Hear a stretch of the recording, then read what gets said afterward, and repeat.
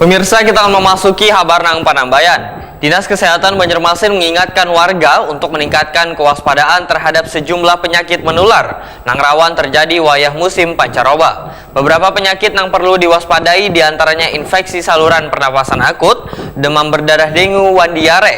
Ketiga penyakit ini menunjukkan tren yang signifikan dalam beberapa minggu belakangan ini.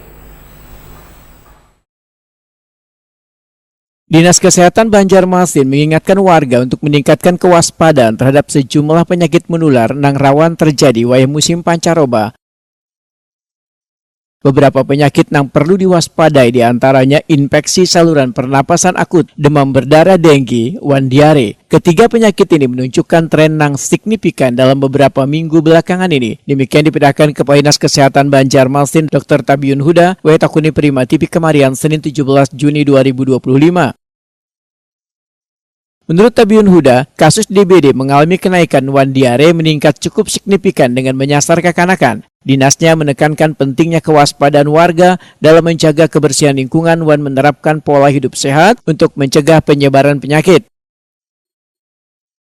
Dalam perubahan cuaca ini adalah penyakit ISPA, DBD, dan diare ya. Untuk ISPA 4 minggu terakhir mengalami penurunan jumlah kasus ya, tapi tetap kita waspada. Dan kasus suspek DBD juga kita harus waspadai karena ada pasti temuan air. Kita harus membersihkan tempat-tempat penurunan air dan memberikan obat. Kemudian kasus diare juga harus kita waspadai juga karena air segala anak-anak nanti bermacam macam-macam. Jadi itu yang harus kita waspadai. Yang paling beresiko benar itu apa Pak dari ISPA? ISPA yang nanti perubahan cuaca ini ISPA yang meningkat. Kalau posisi seperti begini ya, hujan panas begini, ya kondisi cukup sering kita panas dan minum es, minum hujan, nah itu akan merubah keadaan seperti ini.